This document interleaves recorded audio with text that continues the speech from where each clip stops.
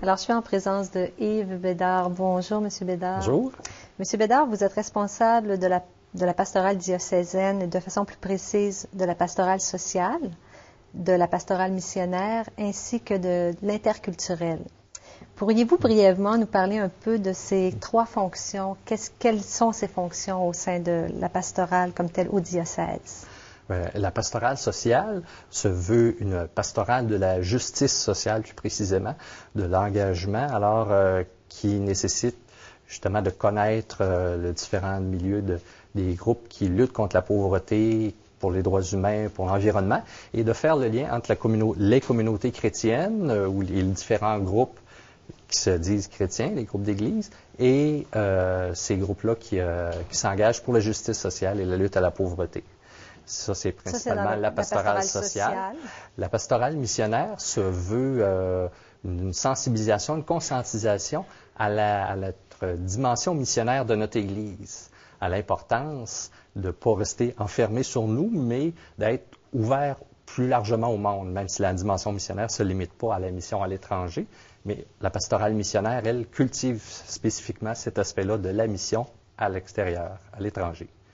La pastorale interculturelle, oui, elle vise à promouvoir la diversité culturelle dans notre Église, à soutenir notamment les communautés culturelles catholiques, où les personnes ont à vivre en même temps une intégration et en même temps ont à apporter une richesse de leur culture à notre Église. Alors, c'est de le soutenir dans le processus d'intégration et en même temps sensibiliser les chrétiens et chrétiennes d'ici à l'accueil de l'étranger, des nouvelles personnes. Des nouvelles personnes arrivant.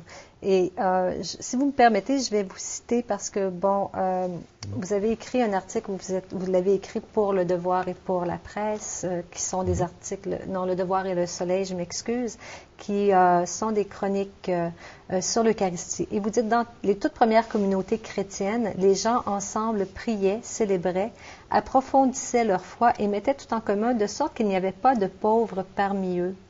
Quel est justement le lien à faire entre le service fraternel et l'Eucharistie? Vous le dénotez bien ici. Comment concrètement, comme chrétien, peut-on faire ce lien-là? Bien, on voit ce portrait-là qu'on retrouve à deux reprises dans les Actes des Apôtres, où il semblait que autant la prière que la vie en commun, que la célébration, allait automatiquement aussi vers la mise en commun des biens, de sorte qu'on arrive à cette situation-là que tout le monde avait, à tout le moins, le nécessaire pour vivre. Il semble que ça allait comme tout ça, de la façon dont c'est présenté dans le livre des Actes des Apôtres, ça allait de soi. Si on reprend aussi ailleurs dans les évangiles, mais quand on voit le dernier repas de Jésus qui est mis en scène dans les évangiles synoptiques, on nous présente l'institution de l'Eucharistie, alors que dans l'évangile de Jean, on nous présente une scène particulière qui est le lavement des pieds. À l'occasion du dernier repas de Jésus, c'est ça, Jésus présente l'essentiel de son message, de sa mission, en lavant les pieds de ses disciples et en leur disant bien, vous voyez que je suis le maître et vous avez raison, mais vous, comme disciples, vous avez aussi à suivre le maître et à vous laver les pieds les uns les autres, à être au service les uns des autres. Et puis, comme il rajoute, heureux êtes-vous si vous comprenez ça et si vous le mettez en pratique. Alors, pour les chrétiens et chrétiennes, suivre Jésus-Christ, ça implique, entre autres, un service des autres. Puis on le voit évidemment dans différents autres passages de l'Évangile, qu'on pense à la parabole du bon Samaritain, qu'on pense à la scène du jugement dernier dans l'Évangile de Matthieu, où j'avais faim, vous m'avez donné à manger, et toutes les autres œuvres de service aussi. Alors, c'est constant dans le message de Jésus. Concrètement, nous ici, vous parliez justement de contribuer à aider. Il n'y avait pas de pauvres parmi eux. Malheureusement, on est dans une société où il y a des pauvres.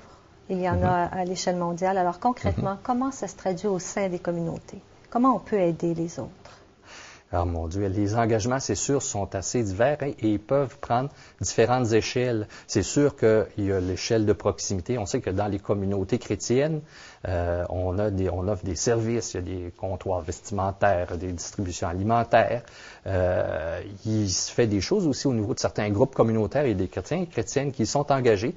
Et puis, il y a des paroisses, des groupes, des religieuses qui sont en alliance avec ces groupes-là. Alors, c'est des services qui peuvent se donner dans une certaine proximité. plus largement aussi, il y a des chrétiens et chrétiennes qui s'engagent pour la défense des droits humains, pour plus de justice sociale, pour qu'il y ait des mesures dans nos sociétés pour un meilleur partage. Et ça va jusqu'à la solidarité internationale, qu'on pense dans notre Église, un organisme comme Développement Épais, qui est un organisme d'Église, qui intervient pour qu'il y ait une solidarité internationale, qu'il y ait un juste partage des richesses.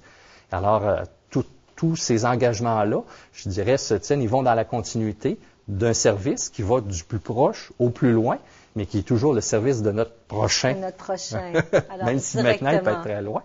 En cette période, en ce contexte de mondialisation, notre prochain, il peut être très loin, mais c'est notre prochain quand même. Il faut continuer à aider notre prochain et ainsi faire le lien de ce que Jésus nous avait appris. Je vous remercie infiniment, Yves Bédard. Je vous souhaite de continuer à être engagé auprès des vôtres et merci de cette entrevue. Ça me fait plaisir.